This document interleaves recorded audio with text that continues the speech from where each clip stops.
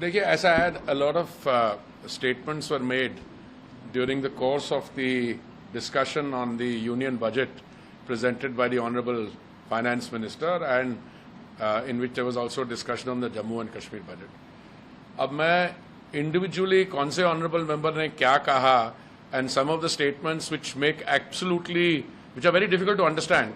एक there was one newly elected member, उन्होंने कहा कि पंजाब को कुछ मिला ही नहीं है और उन्होंने फिर मिनिमम सपोर्ट प्राइस की बात की, एमएसपी की। तो मैं तो उनसे पूछना चाहता हूं कि जो एमएसपी की जब से बात चली है और जब से कृषि कानून की बात चली है, उस समय जो एमएसपी उस समय क्या थी मेजर क्रॉप्स पे और आज क्या है, उसको आप देख लीजिए, उसमें देख लीजिए कितनी परसेंटेज।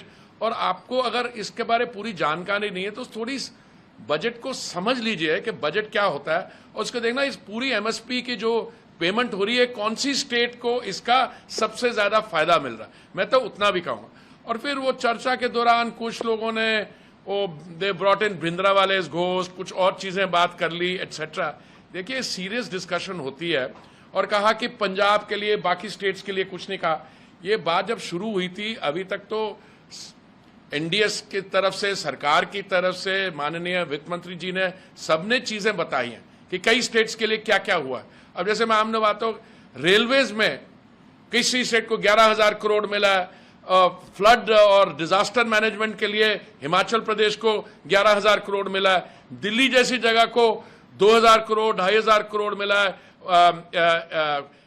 ट्रेन्स के लिए 11,000 करोड़ मिला है, वो लेगेसी डंप साइट हटाने के लिए। तो इसलिए अब स्पीच में क्या मेंशन है, budget is one part of the thing. सारा आप देखिए, माननीय प्रधानमंत्री जी महाराष्ट्र गए थे, वहां पे 1 लाख करोड़ का पैकेज दे के आए हैं, जिसमें 76,000 करोड़ का तो एक पोर्ट है मुंबई के नजदीक, उससे 10 लाख नौकरियां मिलेंगी। तो मैं यही कहूंगा कि ये कोई नए एमपीज हैं और पंजाब में खास करके जोश है, जो लोग आए हैं, फिर कुछ उनकी आपस में भी बात की। मैं समझता हूं कि ये थोड़ी सी, जो आपने जिस ऑनरेबल मेंबर का नाम, थोड़ी सोच समझ के इन चीजों पे बात करनी चाहिए। और जो एक फेडरल स्ट्रक्चर है, एक तो एमपी ने कहा कि this is anti federal, anti democracy. अरे भाई डेमोक्रेसी की बात कर रहे हैं, आप संविधान की बात कर रहे हैं। मेरी जानकारी में तो संविधान पे अटैक एक ही बार हुआ था। कब हुआ था? जून 1975 में। और आप देखिए, अगर आप you are a proud representatives of the Sikh community, जो भी आपकी पॉलिटिकल एफिलिएशन, आप देखिए सिख कम्युनिटी के साथ 1984 में क्या किया था। आप कभी विडो कॉलोनीज में गए हैं? वो जो हमारी पीड़ित विधवाएं हैं उनसे कभी मिले हैं? तो ये करिए, बाकी I have no more to say. बाकी तो budget is a very good budget, fiscal consolidation का बजट है। और माननीय प्रधानमंत्री जी तीसरी बार इलेक्ट हुए हैं और हमारी प्री पोल अलायंस में 292 है, इसलिए आप सब लोग बड़े खुश हैं। पर आपको कुछ वो पतंगड़ बनाना है कुछ चीजों का, तो आप मुद्दे तो ठीक तरह से सेलेक्ट कीजिए। 1975 जून की, क्योंकि उन्होंने ये कहा था अनडिक्लेयर्ड इमरजेंसी है। चन्नी जी, आपकी पता नहीं कितनी आयु थी 1975 में, जो आपके युवा नेता थे वो तो शायद पैदा भी नहीं होते उस समय। बट ऐसा है कि हमें पता है इमरजेंसी क्या होती है। Overnight leaders were locked up, civil liberties were curtailed, newspapers were printed with a blank page. तो इसको छोड़िए, चन्नी जी ने क्या कहा नहीं कहा, उसका जवाब मिल जाएगा। नहीं, आई have know stand on anyone. We are operating within the Constitution, and I think all of them should, who are elected representatives, operate under the Constitution, swear allegiance to the Constitution, and work within the Constitution. This is what exactly he is saying. He say, अरे आप रहने दीजिए, उसने जो कहना कि नहीं, I am not here to comment on Mr. X or Y.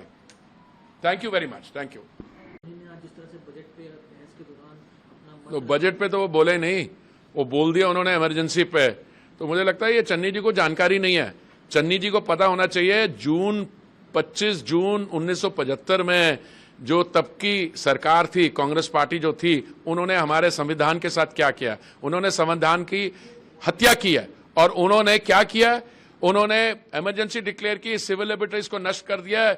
जो हमारे लीडरशिप थी उनको एकदम अरेस्ट करके, जो हमारे अखबारें थी ब्लैंक पेज से छपती थी। चन्नी जी को बोलो आप थोड़ी सी सीखिए, इतिहास के बारे में जानकारी रखिए। और उनमें से कई लोग कह रहे हैं पंजाब को कुछ नहीं मिला। अरे भाई वो एमएसपी कृषि कानून के पास समय क्या थी, अभी क्या, कितनी बढ़ोतरी हुई है, उसमें आपको कितना फायदा हुआ है, और भारत की कौन सी और स्टेट है जिसमें इतना मिल रहा है एमएसपी में। दूसरा, अगर आप इलेक्ट होके आए हो तो ये मैं समझता, पंजाब के मुख्यमंत्री रहे हो पूर्वी, आप ऐसे करिए, गुरुद्वारे साहब में जाइए, बंगला साहब गुरुद्वारा जाइए, मत्था टेकिए, और एक और काम करिए, आप जो पीड़ित हमारी वो जो विधवाएं हैं 1984 के दंगों की, उनको जाके मिल के आइए, ऐसे मुद्दे उठाइए। आप बात करें इमरजेंसी की, 10 साल से जो छूट मिली हुई है और जिस किस्म की शब्दावली आप इस्तेमाल कर रहे हैं, नहीं नहीं वो भी, और भिंडरावाले का घोष, ये तो आप उनसे पूछिए क्या उनका क्या इरादा क्या है।